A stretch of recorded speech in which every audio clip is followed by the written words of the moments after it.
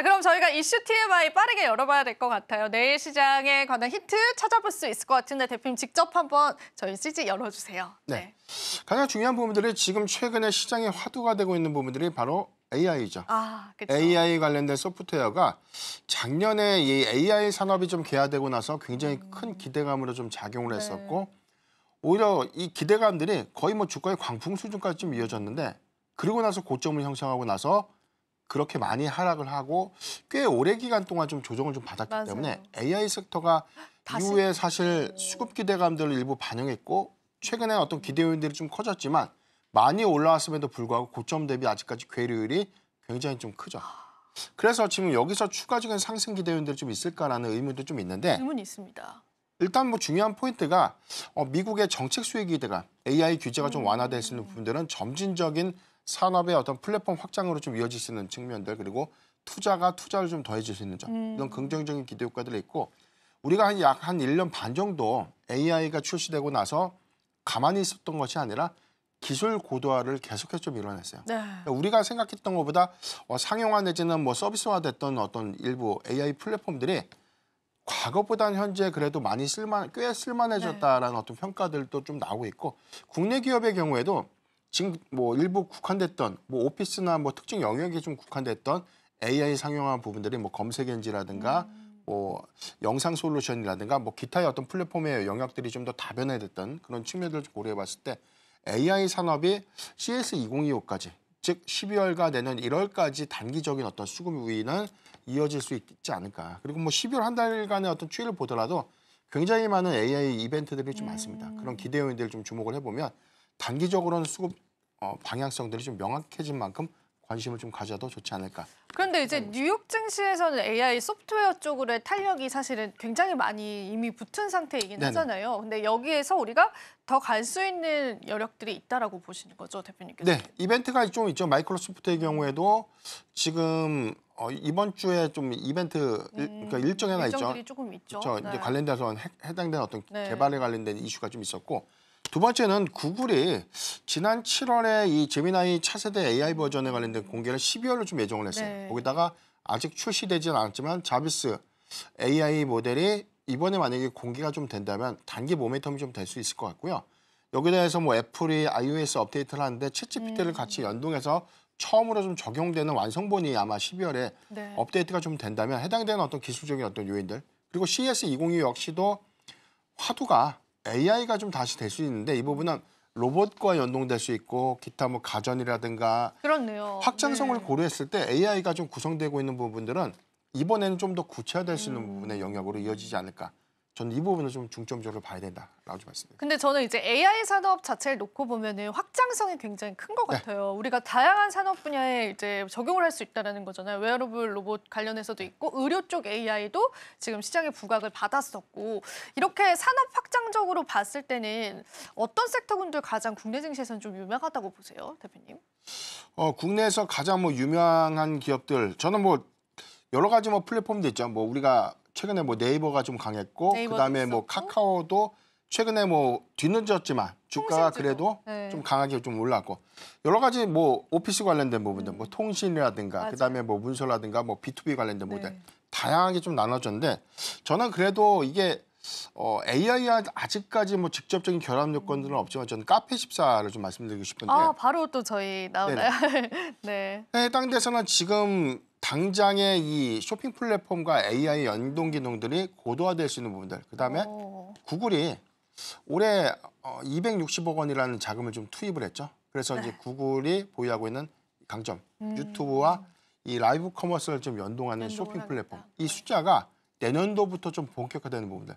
전체 이커머스 시장의 수수료 베이스로 보면 한 1%에서 1.5% 정도만 가져온다고 하더라도 해당되는 영역폭들은 굉장히 좀 클 수 있는 그런 기대 요인들을 좀 주목을 해봐야 될 것 같은데 일단 만들어진 이 쇼핑몰에 관련된 이 플랫폼 그리고 이 해당되는 어떤 UI UX를 좀 활용해서 일반 사용자가 쇼핑몰을 좀 쉽게 좀 개선할 수 있는 플랫폼들을 좀 만들었던 이 강점들이 좀 있었는데 이번에 3분기 실적의 경우에는 뭐 전년 동기 대비 영업이익 부분에서 한 49% 정도 증가됐습니다. 근데 이분이 유튜브와 연동 효과가 좀 반영되기 이전의 실적이라는 가지고 일단 실적은 턴 어라운드에 좀 성공했다라고 볼 수 있겠고 유튜브 실적과 좀 연동된 효과들이 좀 이어질 수 있는 구간인 내년부터는 오히려 실적의 확장성. 그래서 내년도 영업이익의 추정치가 한 70% 정도 더 증가될 수 있는 오, 많이 증가하네요. 그런 기대 요인들을 네. 우리가 좀 주목을 해봐야 되는데 아직 명확하게 숫자로 좀 입증될 수 있는 부분들은 아니지만 그동안 영업 적자 폭들이 좀 더 컸다는 부분들이 올해 턴어라운드를 좀 이루면서 내년도에 실적 기대 요인들이 이어질 수 있다는 점 좀 긍정적이지 않나라고 보습니다. 사실 카페24라고 한다면 이제 쇼핑몰 플랫폼 기업이잖아요. 네. 그거 이용해서 저도 뭐 쇼핑몰을 어렸을 때 막 꾸려봤던 그런 기억이 나긴 하는데 실질적으로 이제 구글, 너튜브와의 연동성은 우리가 어떻게 해석을 해볼 수 있을까요, 대표님? 가장 중요한 포인트라고 좀 볼 수 있는 것 중에 좀 하나요. 사실 네. 뭐 카페24가 지금 기존에 갖고 있는 쇼핑몰을 개설할 수 있는 이 플랫폼이 사실 유저의 사용 빈도가 좀 높았던 것이 좀 아니었습니다. 상장 이후에 성장성들이 일부 정체가 됐다라고 좀 보는 게 좀 명확할 것 같고 다만 좀 기회가 됐던 부분들이 구글이 투자를 하면서 유튜브와 쇼핑 연동을 통해서 라이브 커머스에 관련된 어떤 쇼핑 사이트를 좀 개설하고 여기에 관련되는 부가적인 수익원을 쉐어할 수 있는 구조의 새로운 어떤 수익원을 좀 창출할 수 있었던 이런 부분들이 좀 기대 요인으로 좀 작용을 했었는데 여기도 해서 전 뭐 유튜브 쇼핑 부분에 대해서 뭐 일회성을 좀 끝나는 것이 아니라 그쵸. 이게 뭐 동남아시아 네. 시장까지 지금 현재 해당되는 플랫폼에 대한 활용도가 굉장히 좀 높아졌다는 부분들, 베타 버전까지 좀 나왔던 부분들은 동남아 시장에서 굉장히 큰 인기를 좀 얻고 있다는 뜻이거든요. 그렇다면 카페24가 한국에서만 좀 국한되는 것이 아니라 동남아시아 시장이라든가 이 플랫폼이 글로벌 시장으로서의 어떤 확대로 좀 이어지게 된다면 외형 성장 관점에서 좀 긍정적일 수 있는 부분들 그리고 여기도 해서 AI 모멘텀과 관련해서는 구글이 현재 AI 모델의 이 기술 고도를 좀 이뤄냈기 때문에 쇼핑 연동 효과에 AI를 좀 접목시키는 기술에서는 카페24도 AI 관련된 수혜가 동시에 좀 이루어질 수 있는 긍정적인 기대 효과도 주목을 해봐야겠다라고 좀 판단해봤습니다. 일단 카페24라고 한다면 AI에 관한 색깔을 조금 더 입기는 해야 되지 않을까 시장에서 그런 생각은 좀 들긴 하거든요. 네, 그렇죠, 대표님. 색깔적인 부분에서는 이미 뭐 구글이 투자를 결정할 때부터 이미 많이 AI 입혀졌다. 관련주로는 네. 많이 포함이 좀 포함이 됐었고 됐다. 한 가지 좀 기대할 수 있는 네. 요인들이 카페14가 최근에 수급 등이 좀 좋아요. 오늘도 그렇네요. 어제 조정보다는 오늘도 네. 좀 3%대 좀 상승한 걸 좀 알고 있는데 네. 아직까지는 또 내러티브가 좀 가장 좋은 섹터가 좀 AI라는 관점. 그다음에 구글이 아마 약속한 대로 12월에 제미나이에 관련된 차세대 AI 모델을 공개하고 이 모델이 얼마만큼 기술 고도를 좀 이뤘는지 이게 좀 중요한 체크 포인트가 좀 될 것 같고 자비스의 경우에는 서비스가 좀 연동 효과가 좀 클 거라고 네. 좀 볼 수 네. 있거든요.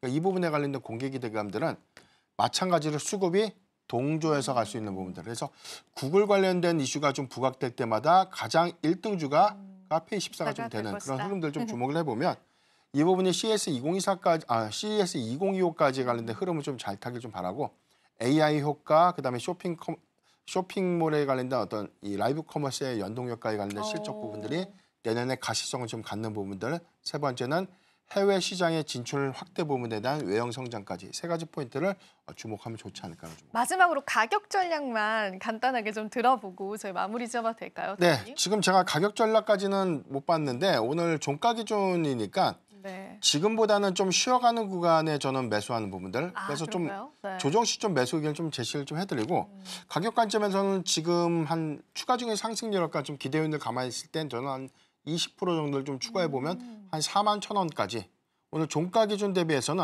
한 41,000원에서 한 42,000원까지를 단중기 목표가로 좀 제시를 해드리겠습니다. 이탈가 정도는 한 27,000원 선이 좀 적정한 좀 이탈가 좀 될 것 같은데 추세적으로 좀 단기에 많이 과열이 됐기 때문에 많은 비중보다는 적은 비중에 쉬어가는 구간에 우리가 좀 분할 매수 관점으로 좀 접근은 용이하지 않을까라고 좀 판단해보고 있습니다. 네, 가격 전략도 함께 해주셨고요. 마지막으로 저희 또 내일 시장 전략 한마디만 대표님께 들어보면서 한번 마무리해보겠습니다. 네, 외인의 수급 방향성들이 좀 정해졌다는 점은 네. 굉장히 좀 긍정적이다라고 좀 볼 수 있겠고 다만 외인의 기한이 과거 2016년도에 관련된 차트 지표와 좀 유사한 흐름으로 좀 이어진다면 저점을 확인을 했다. 저는 이건 좀 긍정적이다라고 보는데 한 가지 노이즈 이슈가 네. 미국의 정책 불확실성들이 아직은 있다. 해소되지 못했던 점. 이게 공교롭게도 주도주의 발목을 잡고 있죠. 칩스법, 그다음에 IRA, 네. 전기차 보조금 폐지. 네. 그러니까 이런 어떤 불확실성들이 좀 해소되는 구간들이 오히려 학습 효과로 인한 점진적인 수급 기대로 조금 더 주목을 해보자라고 좀 정리를 해드리겠습니다. 네, 오늘 긴 시간 동안 시장 전략 잡아주셨습니다. 대표님께 인사드리면서 보내드릴게요. 대표님 오늘도 고맙습니다. 마지막으로 본 방송에서 제공해드리는 정보는 투자 판단에 대한 조언일 뿐입니다. 가치 판단과 상승 하락 보장하고 있지는 않다는 점 다시 한번 유의 부탁드립니다. 저희는 내일 시장에 더 알찬 정보들로 찾아뵙도록 할게요. 여러분 오늘도 시청해주셔서 고맙습니다.